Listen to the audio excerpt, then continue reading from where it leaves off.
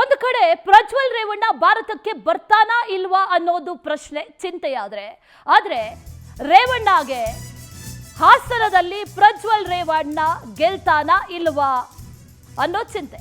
ಮಗನ ಸೋಲು ಗೆಲುವಿನ ಲೆಕ್ಕಾಚಾರದಲ್ಲಿದ್ದಾರೆ ರೇವಣ್ಣ.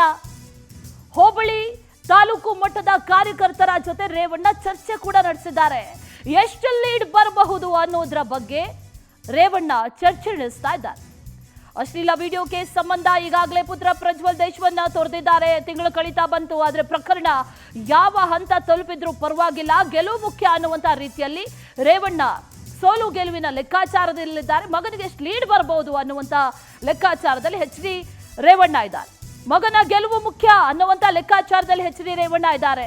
ಅಶ್ಲೀಲ ಪ್ರಕರಣ ಇದೆ, ಇಡೀ ಕುಟುಂಬಕ್ಕೆ ಅಷ್ಟೊಂದು ಅವಮಾನ ಆಗಿದೆ. ಇದೆಲ್ಲ ಆದ್ರೂ ಕೂಡ ಮಗನ ಗೆಲುವೇ ಮುಖ್ಯ ಆಯ್ತಾ ರೇವಣ್ಣ ಅವ್ರಿಗೆ ಅನ್ನುವಂತ ಪ್ರಶ್ನೆ. ರೇವಣ್ಣ ಅವ್ರ ಮೇಲೂ ಕೂಡ ಕೇಸ್ ದಾಖಲಾಗಿತ್ತು, ಜೈಲು ಕೂಡ ಹೋಗಿ ಬಂದ್ರು. ಇದೆಲ್ಲ ಆದ ನಂತರದಲ್ಲೂ ಕೂಡ ಈಗ ರೇವಣ್ಣ ಅವರಿಗೆ ಸೋಲು ಗೆಲುವಿನ ಲೆಕ್ಕಾಚಾರ ಬಹಳವಾಗಿ ಕಾಡ್ತಾ ಇದೆ. ಚರ್ಚೆಯನ್ನ ಕೂಡ ಮಾಡ್ತಾ ಇದ್ದಾರೆ. ಮತ್ತಷ್ಟು ಡೀಟೇಲ್ಸ್ ಅನ್ನ ನೀಡ್ತಾ ಹೋಗ್ತಾರೆ ನಮ್ಮ ಪ್ರತಿನಿಧಿ ಸಚಿನ್ ಶೆಟ್ಟಿ. ದೂರವಾಣಿ ಸಂಪರ್ಕದಲ್ಲಿ ಜಾಯಿನ್ ಆಗ್ತಾ ಇದ್ದಾರೆ.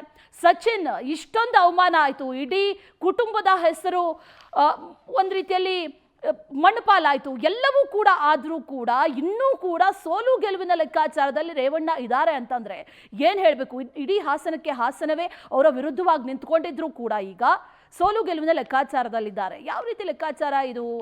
ಲೀಡ್ ಬರುತ್ತೆ ಅನ್ನುವಂಥ ಲೆಕ್ಕಾಚಾರ ಮಾಡ್ಕೊಂಡಿದ್ದಾರೆ ರೇವಣ್ಣ ಅವರು ಅನ್ನುವಂಥ ಮಾಹಿತಿ. ಸಚಿನ್, ಡೀಟೇಲ್ಸ್ ಏನಿದೆ? ಖಂಡಿತ ಅಶ್ವಿನಿ, ಒಂದ್ ಕಡೆ ಏನೋ ಪ್ರಜ್ವಲ್ ರೇವಣ್ಣನವರ ಅಶ್ಲೀಲ ವಿಡಿಯೋ ಪ್ರಕರಣ ಸಾಕಷ್ಟು ಏನೋ ಚರ್ಚೆನ ಹುಟ್ಟು ಹಾಕಿರ್ತಕ್ಕಂಥದ್ದು. ಅಂದ್ರೆ ಈಗಾಗಲೇ ಪ್ರಜ್ವಲ್ ರೇವಣ್ಣ ದೇಶ ಬಿಟ್ಟು 1 ತಿಂಗಳು ಕಳೆದ್ರು ಕೂಡ ಈವರೆಗೂ ಕೂಡ ಏನು ಭಾರತಕ್ಕೆ ಬರುವಂತಹ ಯಾವುದೇ ಲಕ್ಷಣಗಳು ಕೂಡ ಕಾಣ್ತಿಲ್ಲ. ಆದ್ರೆ ಏನು 31ನೇ ತಾರೀಕು ಬರ್ತೀನಿ ಅಂತೇಳಿ ಸ್ವತಃ ಪ್ರಜ್ವಲ್ ರೇವಣ್ಣ ಅವರು ಒಂದು ವಿಡಿಯೋನ ಬಿಡುಗಡೆ ಮಾಡ್ತಾರೆ.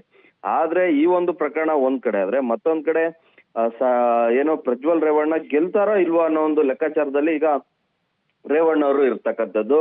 ಏನೋ ಜಿಲ್ಲಾ ಮಟ್ಟದ ಅದೇ ರೀತಿ ಏನು ತಾಲೂಕು ಹೋಬಳಿ ಮಟ್ಟದ ಕಾರ್ಯಕರ್ತರ ಜೊತೆ ನಾಯಕರುಗಳ ಜೊತೆ ರೇವಣ್ಣ ಅವರು ಸಾಕಷ್ಟು ವಿಚಾರಗಳ ಬಗ್ಗೆ ಚರ್ಚೆ ಮಾಡ್ತಿರ್ತಕ್ಕಂಥದ್ದು. ನಿಮ್ಮ ಬೂತ್ ನಲ್ಲಿ ಎಷ್ಟು ಲೀಡ್ ಬರ್ಬೋದು, ಈ ಬಾರಿ ನಿಮ್ಮ ಬೂತ್ ನಲ್ಲಿ ಯಾವ ರೀತಿ ಮತದಾನ ನಡೆದಿದೆ, ಆದ್ರೆ NDA ಅಭ್ಯರ್ಥಿಯಾಗಿ ಪ್ರಜ್ವಲ್ ರೇವಣ್ಣ ಅವರಿಗೆ ಎಷ್ಟು ಮತಗಳಾಗಿರ್ಬೋದು, ಗೆಲ್ತಾರ ಇಲ್ವಾ ಅನ್ನೋ ಒಂದು ಲೆಕ್ಕಾಚಾರದಲ್ಲಿ ಈಗ ರೇವಣ್ಣ ಇರ್ತಕ್ಕಂಥದ್ದು. ಒಂದ್ ಕಡೆ ಏನೋ ಈ ಒಂದು ಪ್ರಕರಣದಲ್ಲಿ ರೇವಣ್ಣ ಅವರು ಕೂಡ ಬಂಧನ ಆಗಿದ್ರು. ಅದಾದ ಬೆನ್ನಲ್ಲೇ ಈಗ ಪ್ರಜ್ವಲ್ ರೇವಣ್ಣನ ಬಂಧಿಸ್ಬೇಕು, ಅವರಿಗೆ ಕಠಿಣ ಶಿಕ್ಷೆ ವಿಧಿಸ್ಬೇಕು ಅಂತ ಹೇಳ್ಬಿಟ್ಟು ಇಡೀ ಹಾಸನದ ಜನತೆ ಒತ್ತಾಯ ಮಾಡ್ತಾರೆ, ಇಡೀ ರಾಜ್ಯದ ಜನತೆ ಒತ್ತಾಯ ಮಾಡ್ತಾರೆ. ಅಂದ್ರೆ ಇದ್ರೆಲ್ಲದರ ನಡುವೆ ತನ್ನ ಮಗನ ಸೋಲು ಗೆಲುವಿನ ಲೆಕ್ಕಾಚಾರದಲ್ಲಿ ರೇವಣ್ಣ ಅವರು ಇರ್ತಕ್ಕಂಥದ್ದು. ಇದರಿಂದ ನೋಡ್ತಾ ಇದ್ರೆ ರೇವಣ್ಣ ಅವ್ರಿಗೆ ಈ ಒಂದು ಪ್ರಕರಣಕ್ಕಿಂತ ಹೆಚ್ಚಾಗಿ ತನ್ನ ಮಗನ ಗೆಲುವೆ ಮುಖ್ಯ ಆಯ್ತು ಅನ್ನೋ ಒಂದು ಪ್ರಶ್ನೆ ಈಗ ಕಾಡ್ತಿರ್ತಕ್ಕಂಥ. ಯಾಕೆಂತಂದ್ರೆ ಈ ಒಂದು ಪ್ರಕರಣದಲ್ಲಿ ಸಾಕಷ್ಟು ಹೆಣ್ಣು ಮಕ್ಕಳಿಗೆ ಅನ್ಯಾಯ ಆಗಿದೆ, ಮಹಿಳೆಯರಿಗೆ ಅನ್ಯಾಯ ಆಗಿದೆ.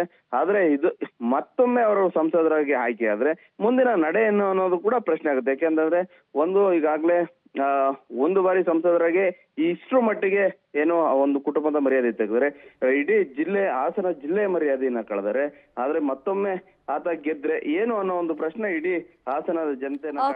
Sachin, thank you ಡೀಟೇಲ್ಸ್ಗೆ.